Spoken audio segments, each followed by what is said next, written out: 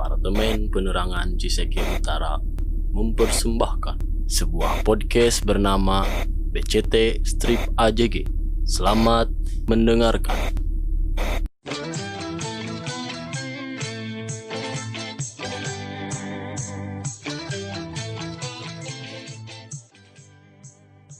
Oke, selamat pagi, selamat malam, selamat siang semuanya. Para pendengar setia. Di statistik udah ribuan kan mendengar siniar ini. Oke, sekarang kita kedatangan berbagai platform. Ya, sekarang kita kedatangan tamu spesial. Ini The one and only. El Presidente Kema Unpad. Kang Riza. Gimana Riza Ramli ya? Riza oh iya, Ramli, bukan ekonom. Oh, Waduh, ekonom Riza Ramli atau siapa ini? Temennya Puan dong kalau ekonom. Oh iya. Waduh. Jangan berat. Kang Rizal, gimana kabarnya Kang Rizal? Manggilnya Alhamdulillah ini masih damang dan semoga akan tetap damang. Amin. Masih panjang, Jal. Jal, sehat, Jal?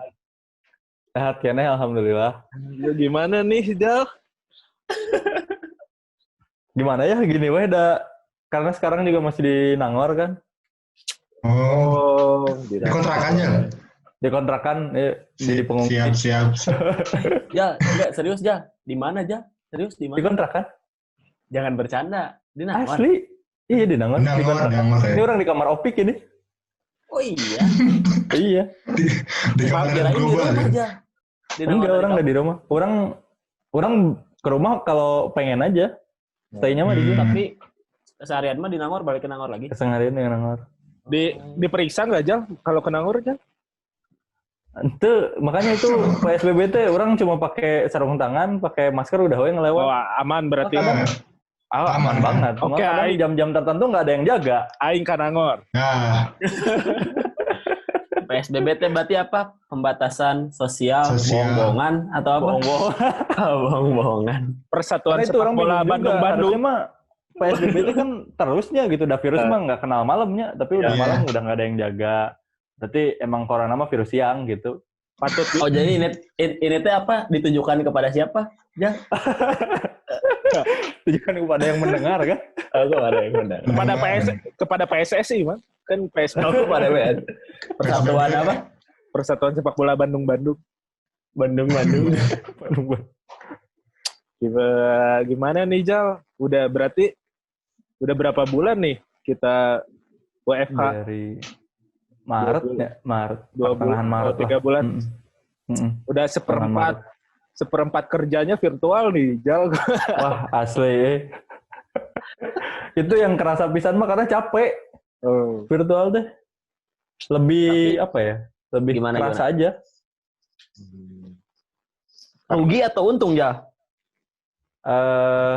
Untungnya mah beberapa mobilitas lebih cepatnya karena Ya. kemarin aja orang sempat dapat undangan dari Poltek Kesos. Mereka bikin semacam studi banding, tapi itu ada 10 kampus. Pokoknya mah mau mungkin bisa lah lamun teu online mah gitu. Tapi di online 10 kampus. Kayak gitu. Virtual berarti gitu 10 kampus. Virtual Ada 10 di kampus. satu platform gitu diskusi. Terus ya mobilitas cepat lah.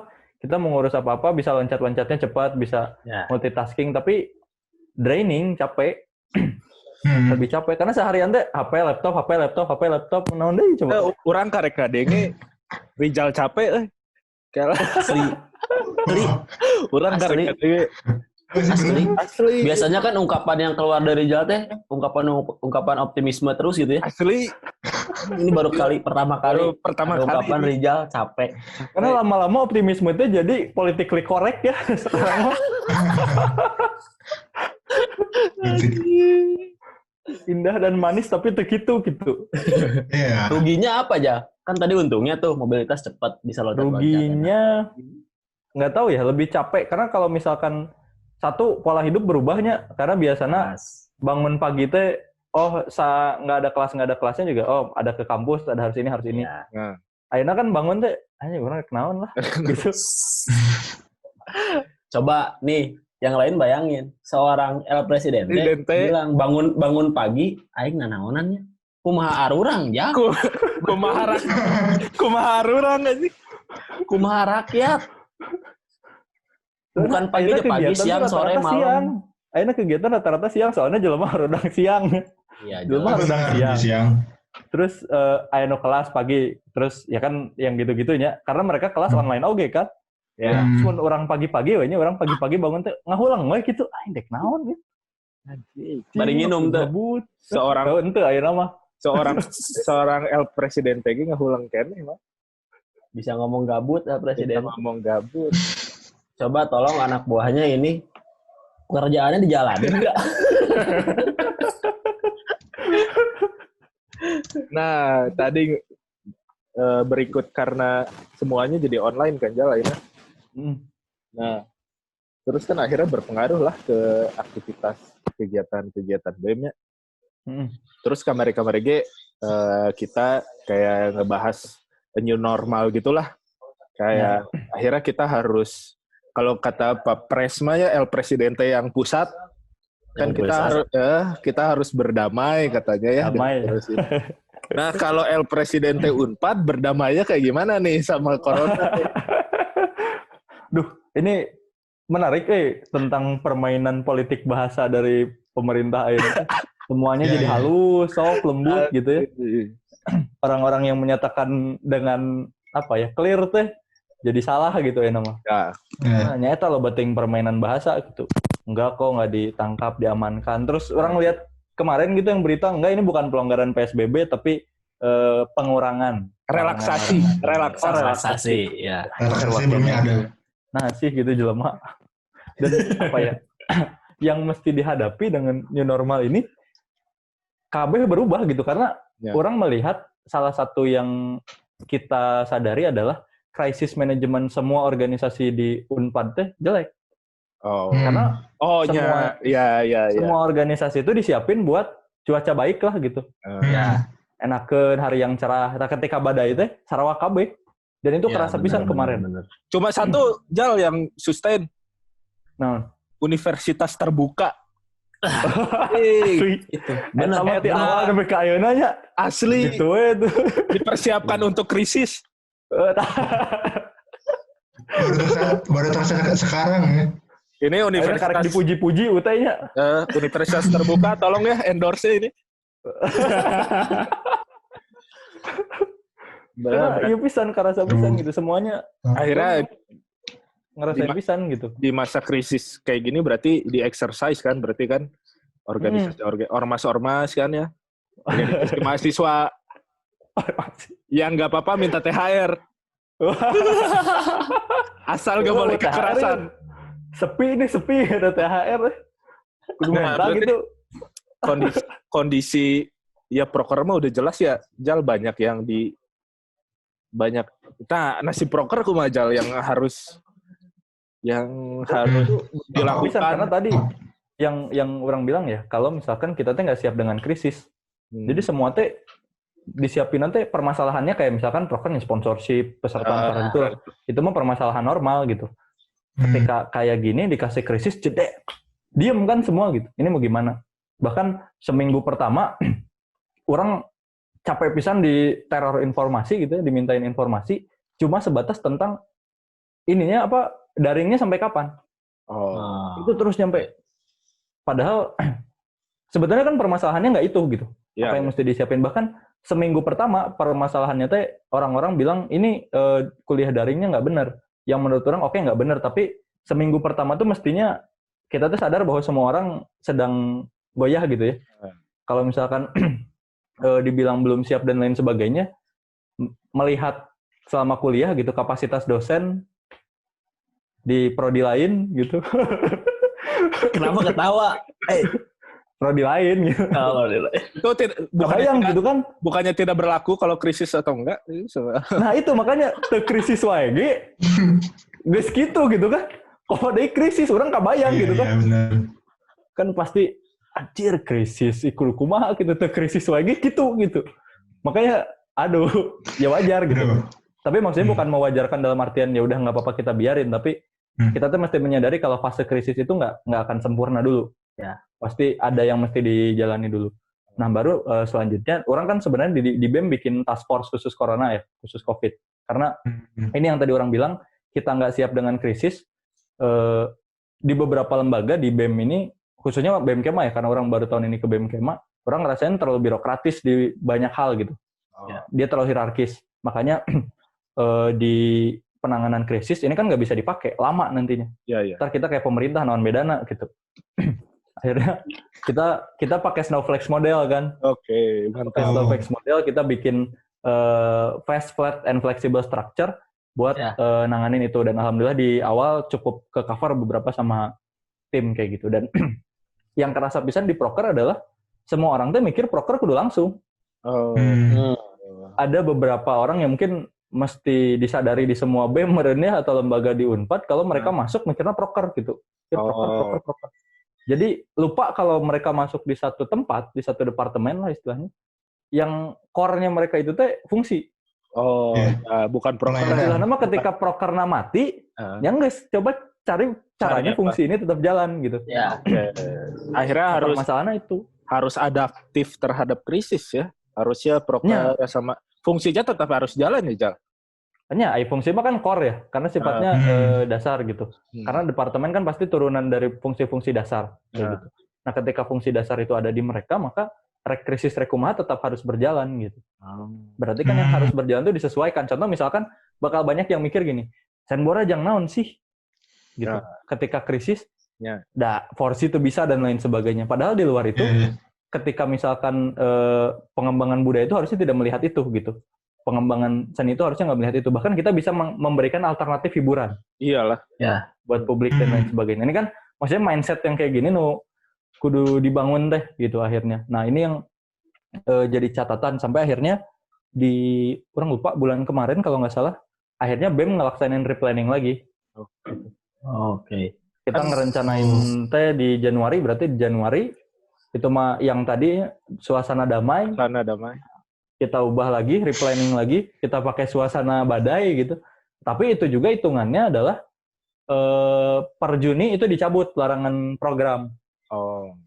Itu kan kita nyusunnya di akhir Maret. Maret kan can apa kondisi kayaknya gitu. Nah, ketika itu akhir Maret kita masih berpikir oke, Juni beres, Juli kita coba bisa mulai masuk program dan mulai persiapan. Nah, ketika ngelihat kayak gini sih orang melihat harus ada replanning lagi.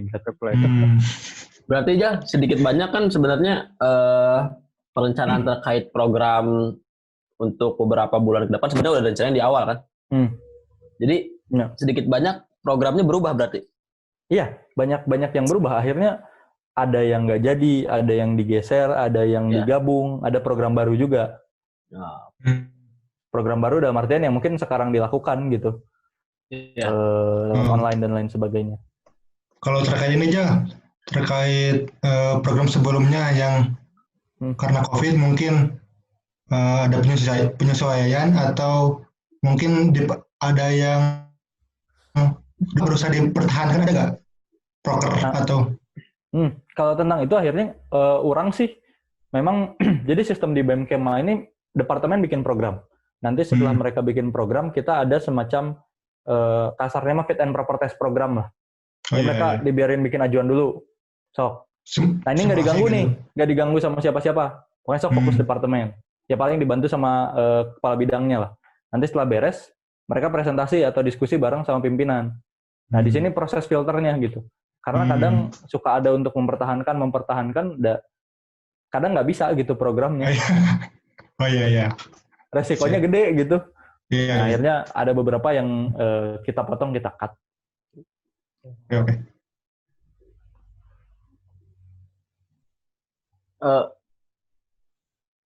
Suara mati, Jay. Suaranya mati. Suara Umak mati. Kalau. Nah. Siap. Udah. Sekarang kita ngomongin kebijakan kampus, Jal. Siap. Berapa sekarang lagi persiapan buat 1 hari bersama rektor kan? Ya, betul. Kira-kira masukan dari teman-teman mahasiswa buat dibawa ke sana. Tadi Puan sih udah riset Apa ajaan tadi? Tentang UKT, KKN ya? Iya. UKT, KKN, terus sistem perkuliahan daring, dan segala macam itu gimana aja? Mungkin buat kita, buat Aing, atau buat Mang Ais, atau buat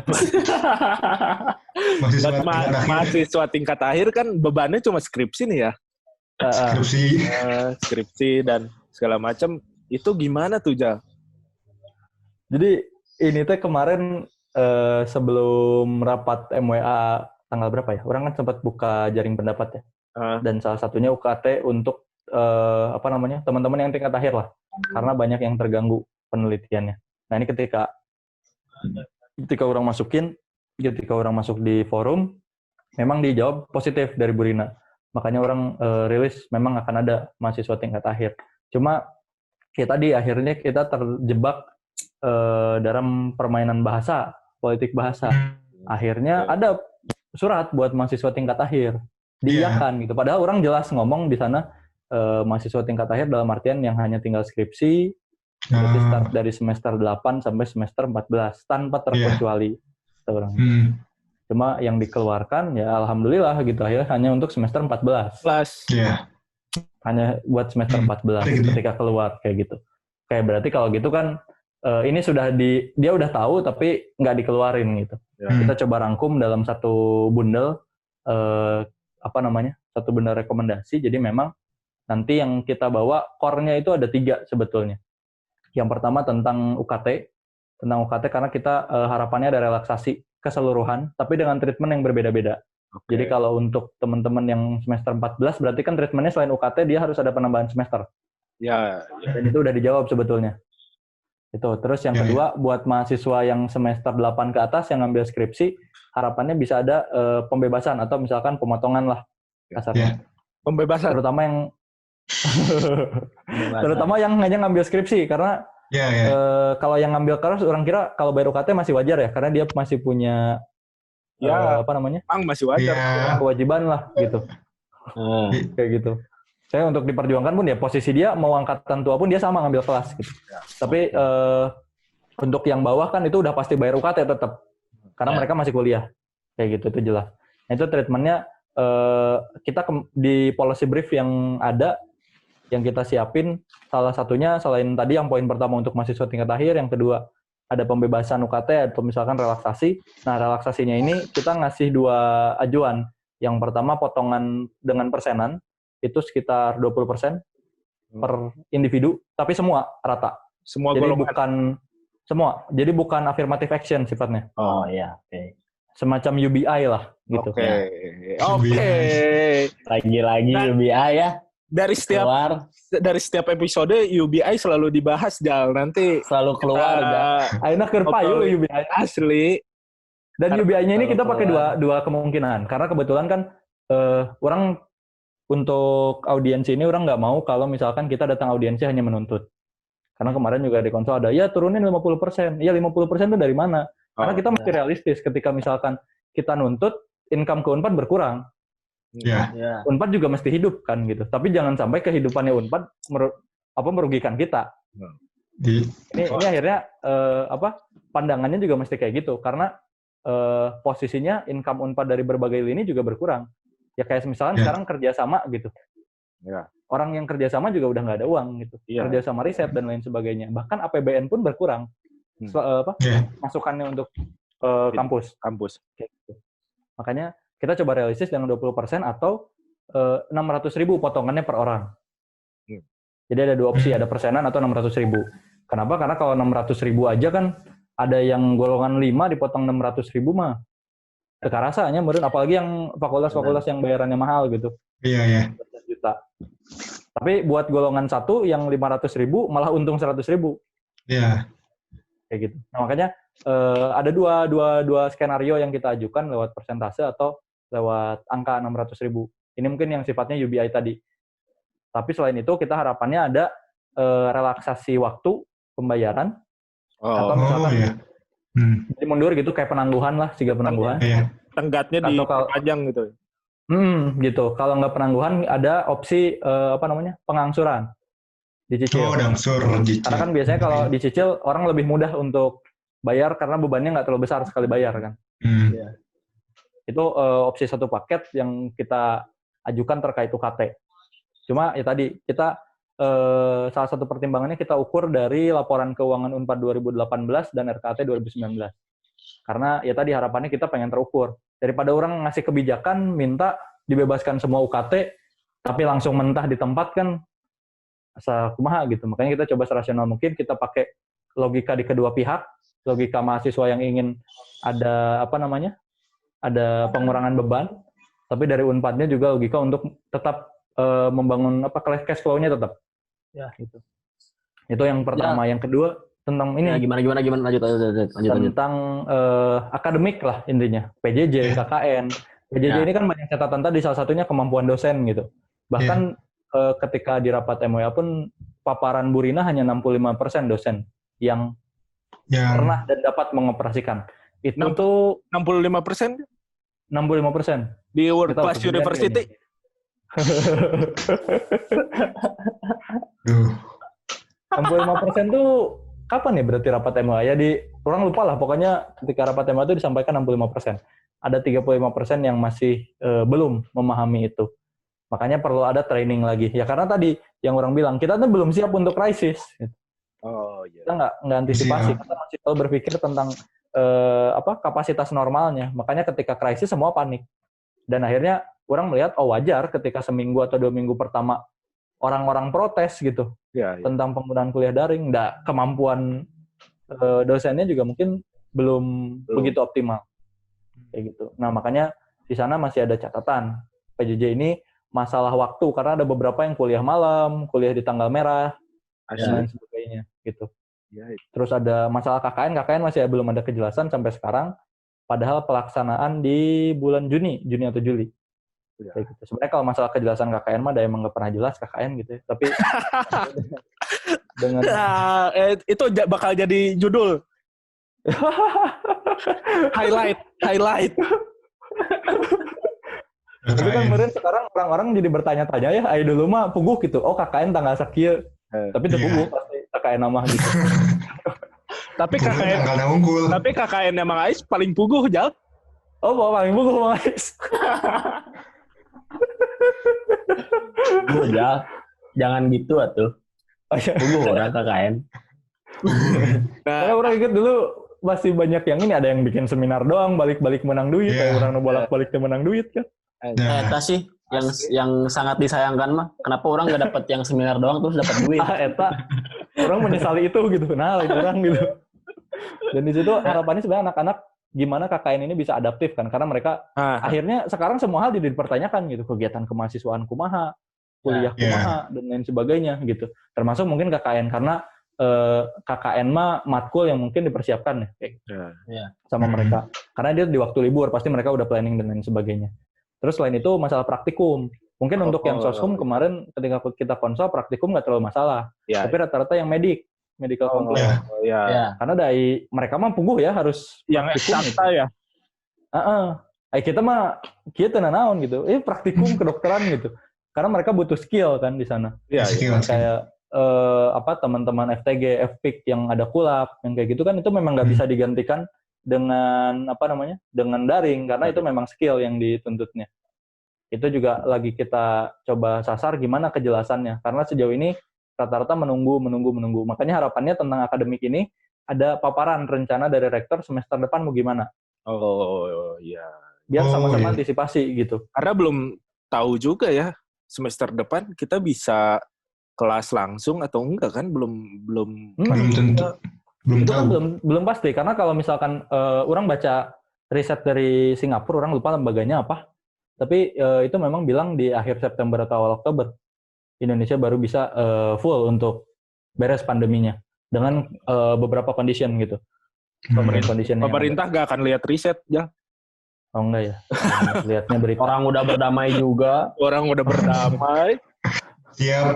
Itu mah kalau berperang ya. Itu mah kalau berperang, kalau berdamai mah udah beres juga. Tapi Jal,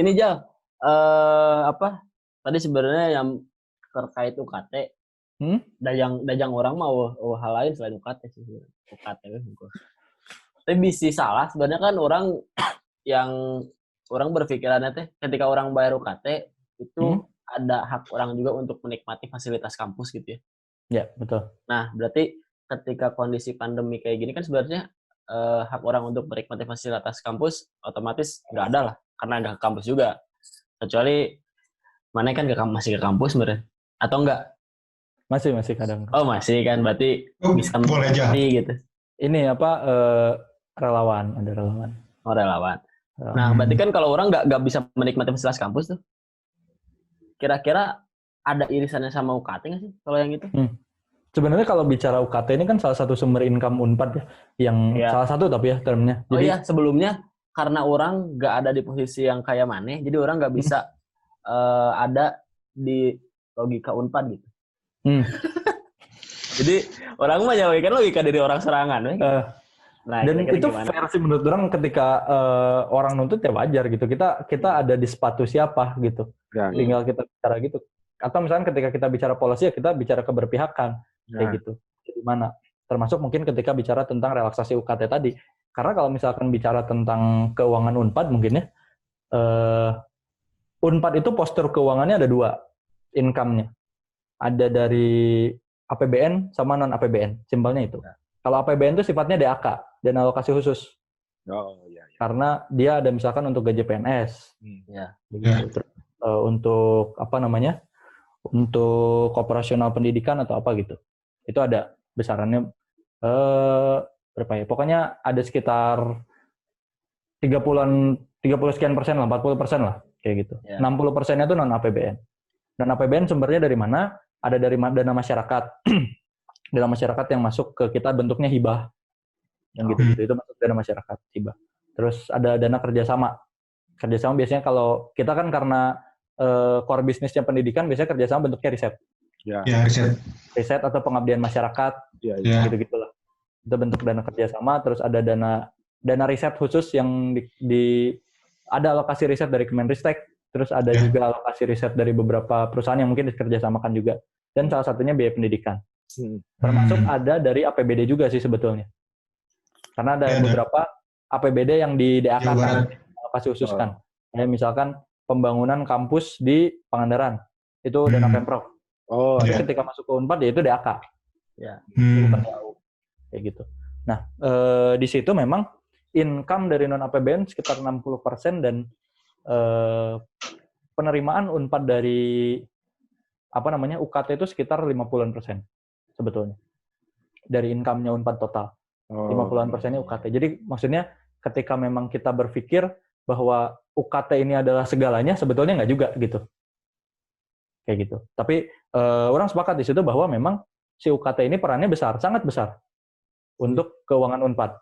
Karena meskipun PTNBH, biasanya rata-rata PTNBH ketergantungan UKT-nya nggak terlalu besar dibanding PTN BLU dan Satker. Gitu. PTNBH kan dianggap punya otonomi dianggap punya kemandirian untuk punya otonomi dalam keuangan. Karena kan otonomi keuangan itu mereka harus bisa nyari duit tanpa bergantung pada pemerintah maupun mahasiswa. Bekerja sama dan lain sebagainya. Dia harus punya banyak resource kayak gitu. Nah, makanya biasanya PTNBH ini sudah dianggap punya banyak resource. Yang jadi masalah bagi Unpad adalah resource-nya Unpad kurang untuk dikerjasamakan atau dikomersilkan dalam tanda kutip. Resource. Di mata pasar gak ini ya Unpad gak ada karena kita nggak punya apa-apa. Punya aja kampus terfavorit setiap tahun. Sekarang udah kalah. Dengan adanya UTBK kalah kita. Sudah tidak lagi kalah kita. Sejak UTBK kalah kita. Baru tahun ini makanya. Terus Unpad punya apa? Unpad punya kita. Punya ini nih. Punya otak. Punya itu sudah deh. Nah itu makanya salah satu kekurangan Unpad adalah kemampuan Unpad untuk mencari dana-dana kerjasama ataupun dana usaha PTNBH itu kurang banget. Kalau misalkan kita lihat salah satu contohnya IPB termasuk salah satu kampus yang punya income dari dana dari usahanya itu besar karena mereka punya Botani Mall kan. Mereka punya Botani Mall, mereka punya hotel seingat orang, terus mereka karena satu-satunya kampus pertanian, jadi yang dikerjasamakannya enak banget. Iya. Jadi kerjasama pertanian, IPB. Project tani pasti ke sana ya? Riset dan lain sebagainya banyak di mereka untuk kerjasama. Bahkan ya orang sempat sharing sama Presma IPB ya, mereka bilang ya selama kita punya uang dari kerjasama dari usaha ya ngapain kita naikin UKT? Karena memang PTNBH tuh gitu harusnya katanya.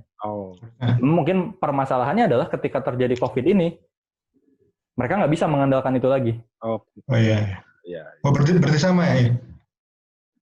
Nah kalau kita mah udah nyantai income-nya dikit dari yang gitu. Tapi UKT akhirnya ada salah satu fakultas yang naik katanya lah. Dudar. Iya itu. Ini juga sebenarnya yang aneh karena naiknya diam-diam satu-satu kayak gitu kan. Terus profesi juga naik. Makanya ini yang akan jadi isu juga karena atau piraku gitu dengan kondisi kayak gini UKT naik. Sebetulnya orang memprediksi UKT-nya naik disiapkan dari sebelum ini. Sebelum COVID. Tapi maksudnya kan itu nggak bisa kita nggak bisa kita wajarkan juga gitu ya. Oh ya man tiba heula gitu terus naiknya. Angger. Terus jadi kompromi juga gitu kalau misalnya emang rencananya udah dari sebelum COVID. Oh enggak gitu lah. Angger gitu. Ngunah wae. Jurusan kita aja segede gitu astaga. Jalur mandirinya. Iya tuh dana jalur mandiri juga sebetulnya mesti banyak dipertanyakan juga larinya kemana gitu. Sebenarnya kalau dalam komponen anggaran dia masuk ke dalam biaya pendidikan kan. Yang tadi yang 50% ke atas tadi. Ya. Gitu makanya ini yang perlu dipertanyakan. Teknologi hortikultura emang mahal sih, jadi wajar kalau jurusan mandirinya jadi naik harganya.